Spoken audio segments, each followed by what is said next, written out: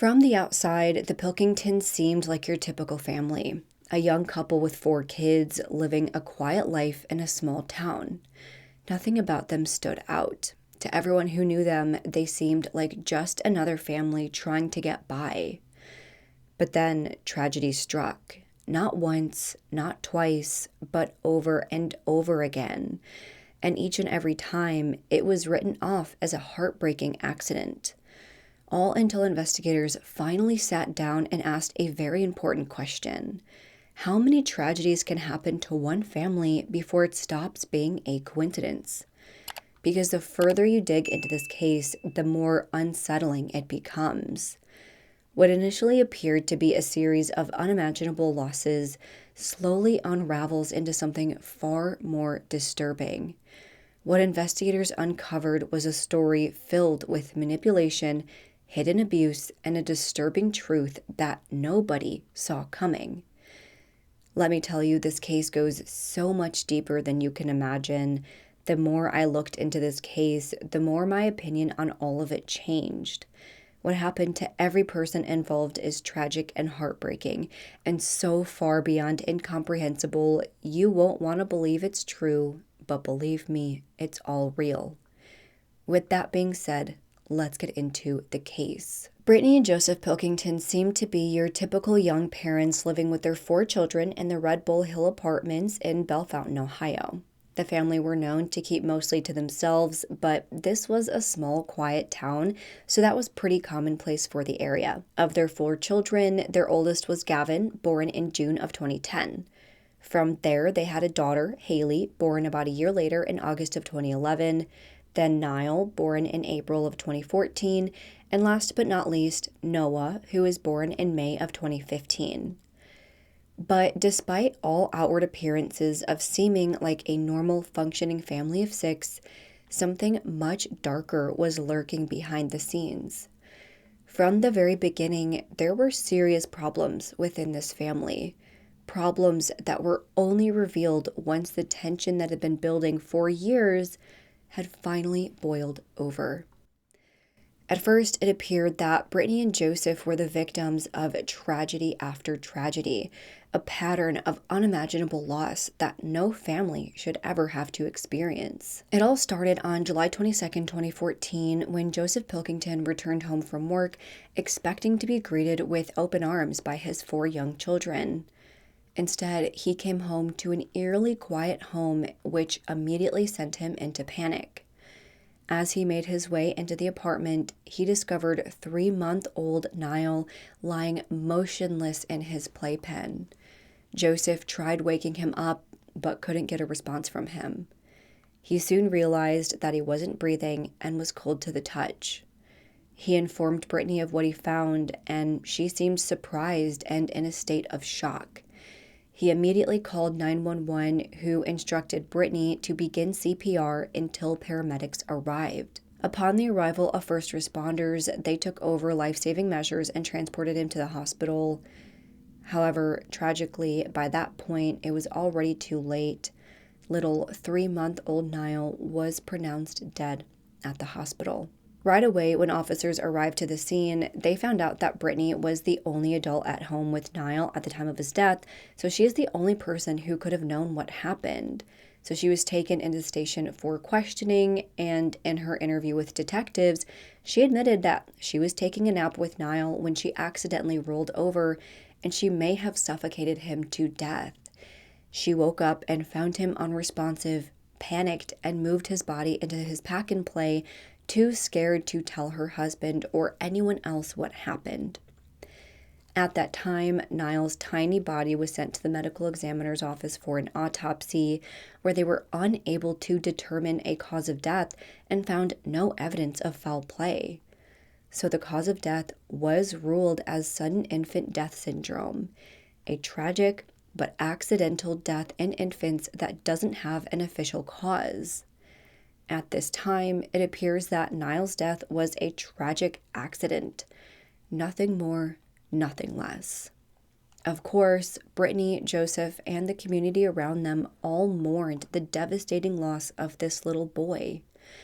But they had to go on with their lives because the world doesn't just stop because you're experiencing something unimaginable. For almost a year, the family was able to move on from the heartbreak and begin the healing process until tragedy struck once again. On April 6, 2015, once again, Joseph returned home from work to find his now 4-year-old little boy, Gavin, unresponsive. This time, Brittany called 911 while Joseph began chest compressions. According to reports, Brittany sounded meek and quiet as she told the dispatcher, "I don't know why our son's not breathing. He's turning white," as Joseph frantically tried CPR in the background. Once again, just like with Nile, when paramedics responded, they took over life-saving efforts and transported Gavin to the hospital. But once again, it was too late. 4-year-old little Gavin was pronounced dead at the hospital. And again, Brittany was the only one home alone with Gavin when he went unresponsive, so she was taken into the station by detectives for an interview. This time, she told officers that she didn't know what happened. Gavin was already unconscious when she found him, and by the time Joseph returned home, there wasn't anything she could have done. Of course, it was obviously very suspicious to officers by that point that not only did she have no answers for what happened, but this isn't the first time that something like this has happened. Not even a year prior, her other son died under similar circumstances, and this time it couldn't be ruled out as sudden infant death syndrome because he was 4 years old. So, for the time being, Brittany's other child, Haley, was removed from her care and placed into the care of Child Protective Services while law enforcement conducted their investigation. During that time, Brittany was still pregnant with Noah, and when he was born about a month after Gavin's death, an emergency protective order was placed at the hospital to prevent him from going home with Brittany and Joseph. So after Noah's birth, he was removed from their care and also placed into the care of Child Protective Services. Gavin's body was also sent to the medical examiner for an autopsy, and just like with Nile, they could not determine his cause of death, and they found no sign of abuse or foul play. There was absolutely no evidence to prove that either Gavin or Nile were intentionally killed or abused or neglected in any way. During a 3-day custody hearing, it was argued by one doctor that these two boys could have actually suffered from a genetic disorder that impacts young males, which could have made them more susceptible to dying in their sleep. It's very possible that these were both tragic accidents at no fault of Brittany. There wasn't anything she could have done to prevent this or stop it from happening. Now, the court requested that Brittany and Joseph both sign up for a care plan and undergo psychological evaluations, but they both declined both. Still though, just 4 months after Gavin's death, the judge made the decision to return Noah and Haley back to their mother. They ordered that Noah be placed on a sleep apnea machine to monitor movement and breathing, since right now the assumption was that he may be suffering from some sort of genetic condition. Little did anyone in that courtroom know, though, that this decision would turn fatal. There was no genetic condition, and these deaths were not random. Exactly 1 week after the children returned to the Pilkington home at around 1 a.m. on the morning of August 18, 2015, 911 received yet another call from then 23-year-old Brittany. In that call, she calmly told the dispatcher that her 3-month-old son, Noah, was struggling to breathe. As she spoke, the dispatcher heard the baby's sleep apnea alarm beeping in the background. Once again, paramedics arrived and transported little Noah to the hospital. But tragically, he too was pronounced dead. Once again, a cause of death couldn't be immediately determined, and no sign of abuse or neglect was found. But this time, detectives knew that something had to be up. Having one child die is tragic. Having 2 children die is unimaginable. But having 3 children die all within just over a year, that can no longer be blamed on simple accidents. Noah's death sparked a new investigation, not just into what happened to him, but what happened to the two siblings that came before him. By around 6 a.m. that morning, investigators took Brittany into the station for an interview. Now, I do want to note that with each of these deaths, Joseph was questioned, but he wasn't even home for any of these deaths, so there was no way that he could have been directly responsible. Brittany was the common denominator in all of this, and her behavior also really stood out to detectives. On that 911 call, and even in the hours after Noah's death while she was in the hospital with him, she was eerily calm. Hospital staff noticed that while Joseph was completely hysterical and distraught, tears rolling down his face, Brittany was calm and seemed unbothered. This behavior definitely struck hospital staff and investigators as suspicious. So this time, when Brittany was brought in for her interview, detectives did not go easy on her. She was initially questioned for 3 hours, where she continued to claim that she didn't know what happened. From there, she was transferred from the Bellefontaine Police Department to the Logan County Sheriff's Office, where she was given a polygraph. This polygraph examination lasted another 2 hours, and she continued to deny being responsible for the deaths of any of her children. After that, new interrogators were brought in to continue the questioning for another 3 hours. In total, it was argued that Brittany was aggressively questioned for about 9 hours, including her transportation time and waiting between the polygraphs and those other 2 interviews. According to Brittany's lawyers, she didn't get food, water, or bathroom breaks. She was worn down for hours after suffering a significant loss and being up all night until she eventually broke. According to officers, though, they conducted a methodical, by-the-book interrogation. They did question her relentlessly, but that doesn't mean they did anything malicious. They were careful with their words, using effective techniques that eventually led to a confession. What started out as a complete lie, a fabricated story from Brittany, which she maintained over years and now hours into the interrogation, turned into her gradually starting to sprinkle in some truths until she finally admitted to what really happened. And what Brittany told detectives left even the most experienced officers completely shaken to their core. By the end of that interview, Brittany admitted to murdering not just Noah, but all 3 of her boys. Let's start with 3-month-old Nile, who died on July 22nd, 2014. Brittany initially claimed that she rolled over and accidentally suffocated him to death. Well, now she admitted that his death was not an accident. She had actually placed a blanket over his nose and mouth and suffocated him that way. Next was Gavin's death. Brittany claimed that she had been suffering from depression from Nile's death and was getting really stressed out. She said that on the night of April 6, 2015, Gavin just would not listen to her and would not go to bed. So she took him, put him in bed, and put a blanket over his face. She then put pressure over his face, his mouth and nose, and suffocated him. Brittany said that Gavin was hard to kill because he struggled very hard as she suffocated him. I mean, he was 4 years old, and I guess she was just used to killing babies up to that point. He was kicking and hitting and just trying everything he could to get out from under her. She said that she had to hold his legs down for several minutes until he finally stopped kicking. After Gavin's death, Brittany said that she knew she needed to get help, but she didn't get any, I guess. She still fought to win back custody of her kids until they were ultimately returned to her 4 months later, instead of just admitting that she needed help and going to get that help and, accepting that her kids may not come back to her for a little bit while she worked on herself. She wanted them back immediately, and she got them.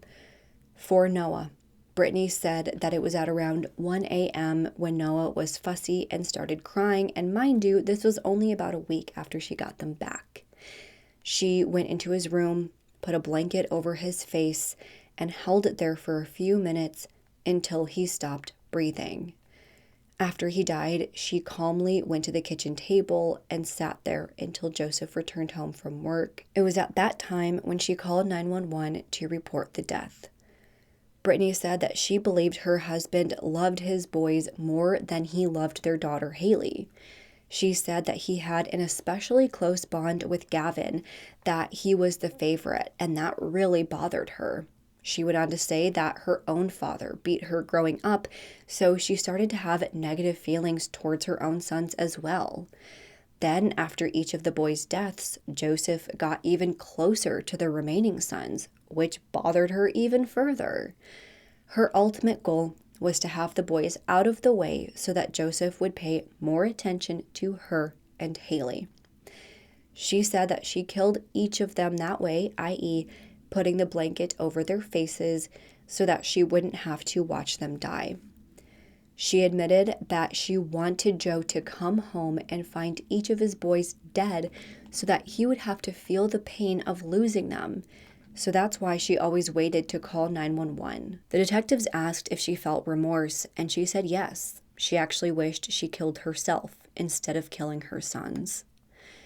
After making this horrifying confession, Brittany was quickly arrested and charged with 3 counts of murder. At her bail hearing, she was held on a $1 million bond, and her trial was scheduled for February of 2016. Police and prosecutors say Brittany Pilkington really showed little to no remorse over the deaths of her 3 children. On the other side of these walls, she didn't smile, she didn't cry, she didn't even make eye contact with her family. Brittany Pilkington wore handcuffs on her wrists, on her ankles. She walked into the courtroom in an all-orange jumpsuit. Her family distraught in the gallery. It's my daughter, but it didn't look like my daughter. The arraignment itself lasted just moments. I'm going to go ahead and set bond in the amount of $1 million cash as surety. Pilkington is charged with murder. Police and prosecutors say in 13 months she killed her 3 young boys. Outside the courtroom, her parents left in tears. I don't even know where to begin. Her extended family is still in shock as well. She's 23 years old, and the outcome probably will be she'll probably be sent to prison for the rest of her life. It's out of my hands.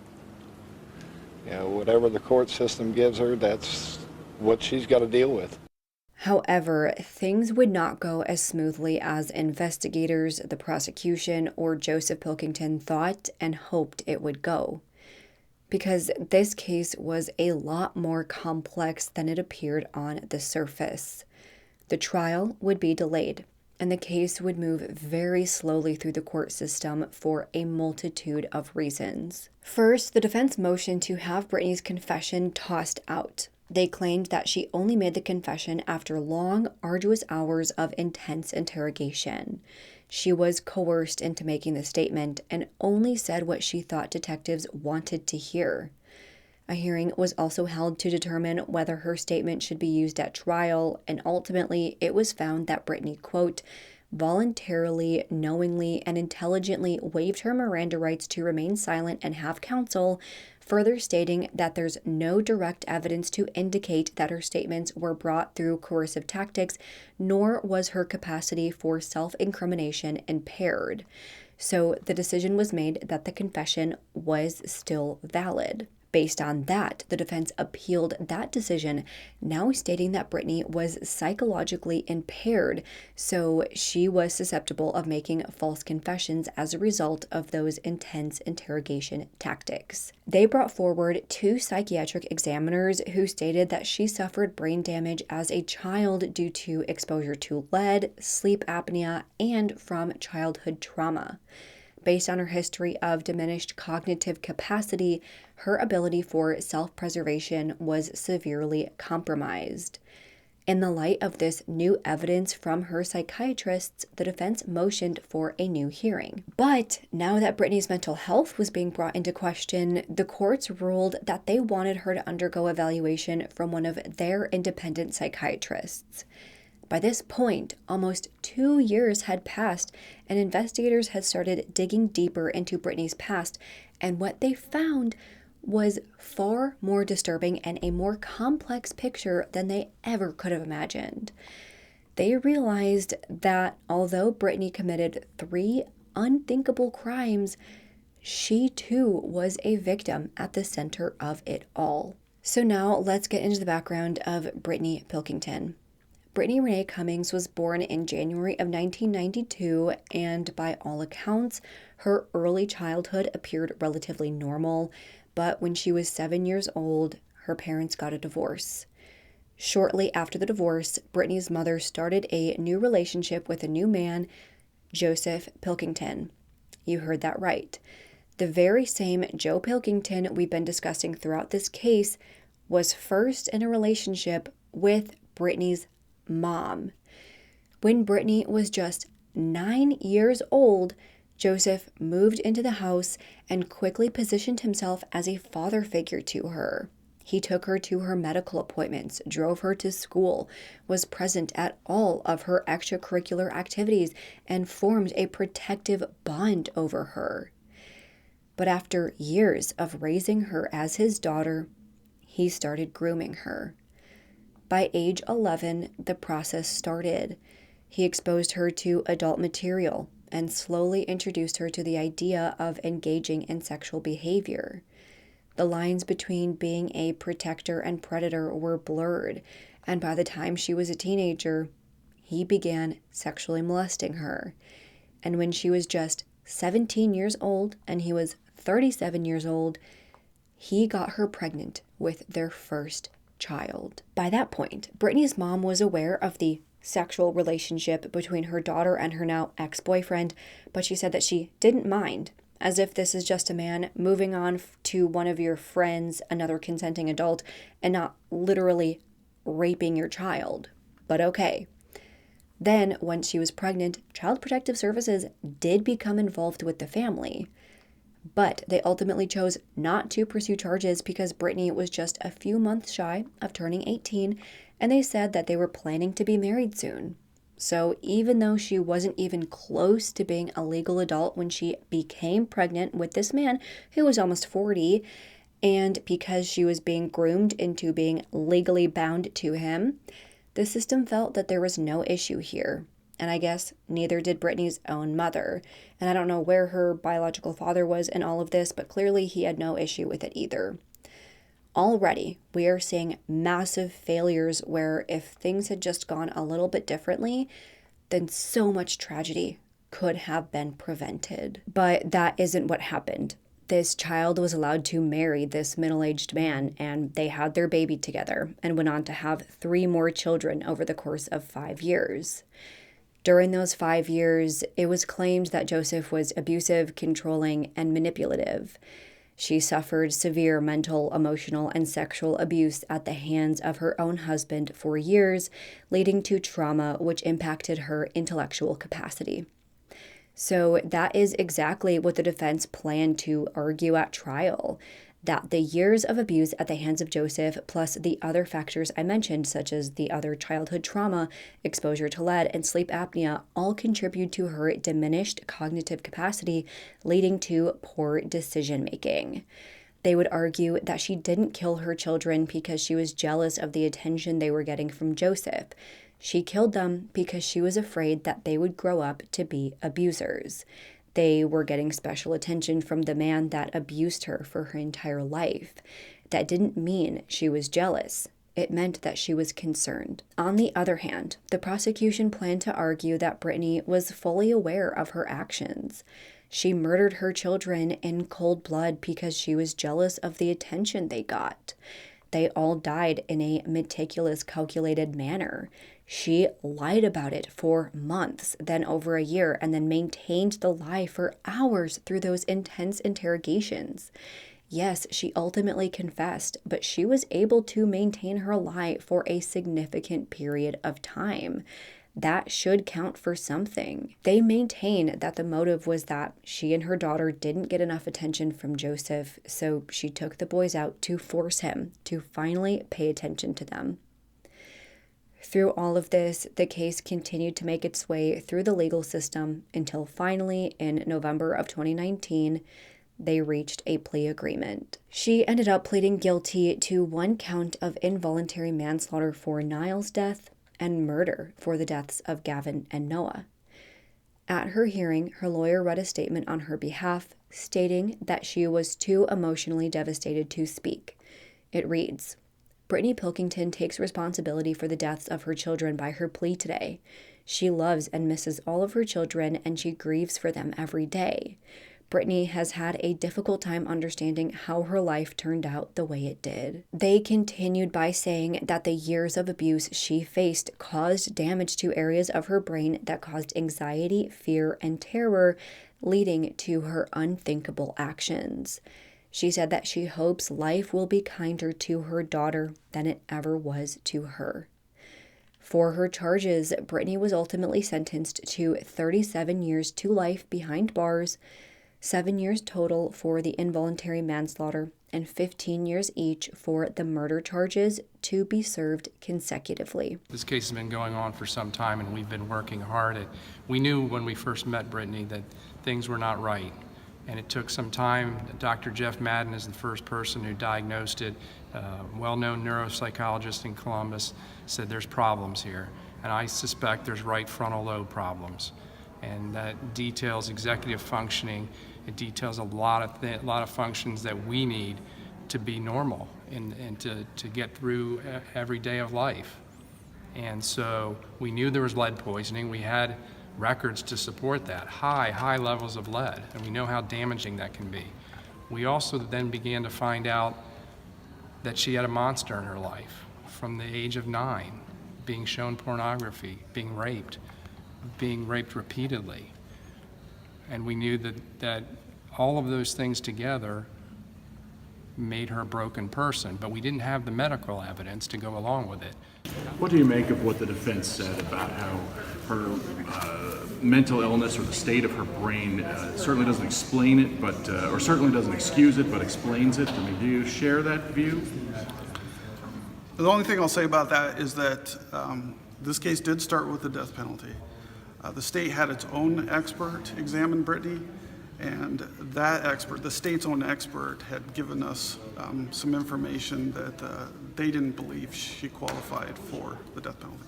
Now, as all of that was happening with Brittany, after news came out about Joseph getting Brittany pregnant when she was just 17 years old and he was 37 in September of 2015, Joseph was actually charged with 1 felony count of sexual battery in relation to the relationship he had with a minor. By June of the following year in 2016, then 44-year-old Joseph ultimately accepted a plea deal. The felony charge was lowered to a misdemeanor charge of sexual imposition. At his sentencing, the judge said that he wanted to sentence him to 60 days behind bars, but felt that after losing his 3 children, he had suffered enough. So he was released with time served. He will also have to register as a sex offender for the next 15 years. So by this point, he's got about 5 years left of that sex offender registry. I'd say he got off pretty easy for a man who spent years sexually abusing a child. But at the same time, I do understand that this case is very complicated. There was a point in which Brittany was a consenting adult, but then that raises so many questions. Just because she was legally an adult, could she still consent to a man who started sexually abusing her when she was a child? Do those years not count anymore since she stayed with him? If she hadn't killed her kids, would Joseph's case have been taken more seriously if it had been reported at all? Or should it have been taken even more seriously, since without this abuse and trauma, this case may have never even happened? This is a very complicated case for so many reasons. I truly believe that Brittany was groomed from a very young age. Those boundaries were crossed and she had no safe place to go. Her own mother was fine with the relationship. So clearly, Brittany was seen as an adult from far too young of an age and was put in a position where she was made to behave like an adult far before she ever should have. She had no choice. I do think that the years of abuse and living under the same roof and having kids with the man who abused her all that time contributed to what she did. Do I think it was right? Of course not. Should she have gotten help? Obviously. There were so many points in this case where if just one thing had gone differently, so much heartbreak could have been prevented. But at the end of the day, I do think that both of them bear responsibility for what happened. I don't think this would have happened if Brittany wasn't abused by Joseph. Her childhood and adulthood were stolen by Joseph, in my opinion. But at the same time, once you are an adult, no matter what you went through in your life, it is your responsibility to get yourself the help you need, especially if you have children. I think she did truly kill her babies because she felt that he was paying too much attention to the boys and felt that Haley wasn't being loved enough by her father. I do think the fact that she was abused by her own father and Joseph, I think it all did tie into it. In her own twisted way, I think that she did want to get her sons out of the way because she wanted that attention from Joseph, and she wanted that for her daughter too. Because even though she was abused, this was a man who paid her special attention basically her entire life. I could see how she got used to that, and in her brain, it was something that made her feel good, even though she was being abused. There was this other part of her that, was scared of him, that was abused by him. But when you have that attachment formed, especially from such a young age, I can definitely see how she felt that attachment to him. And I can see how she felt betrayed when that attention was starting to go elsewhere. She may have seen herself in her daughter too, and felt betrayed when she wasn't getting the attention that Brittany felt she deserved. There is so much complex psychology behind why Brittany did what she did, so much history and mental gymnastics that go into understanding this. But at the end of the day, Brittany was broken, mentally ill, and did something horrific for reasons that nobody will truly understand, and Joseph is a sick, twisted predator who should be behind bars just as long as Brittany, in my opinion. I understand that he lost his children, and I understand that it wasn't directly his fault. But he's a monster, no matter how you want to spin it, and he doesn't deserve to be a father, regardless, in my opinion. At the end of the day, these three precious boys were caught in the middle of a complex, disturbing family dynamic. They were dealt an impossible hand, and this was the result. My heart breaks for them, and obviously this never should have happened, and I just wish this case had a different result, but this is where we're at now.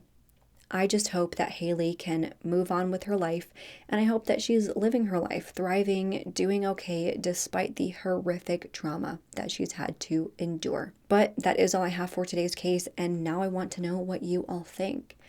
Why do you think Brittany did this? Do you agree that she couldn't mentally comprehend what she was doing, or do you think she killed her boys because she was jealous of the attention they were getting? Do you think Joseph bears any responsibility in their deaths, or is he an innocent victim who lost his children? Let's discuss this and any other thoughts you have in the comments below. If you liked this video, please make sure to go ahead and leave this video a thumbs up and subscribe to my channel. I put out new true crime and mystery videos every single week. Don't forget to turn that notification bell to on so you don't miss out on any of my future videos. Make sure to follow me on Twitter, Instagram, Facebook, TikTok, and Spotify. All will be linked down below.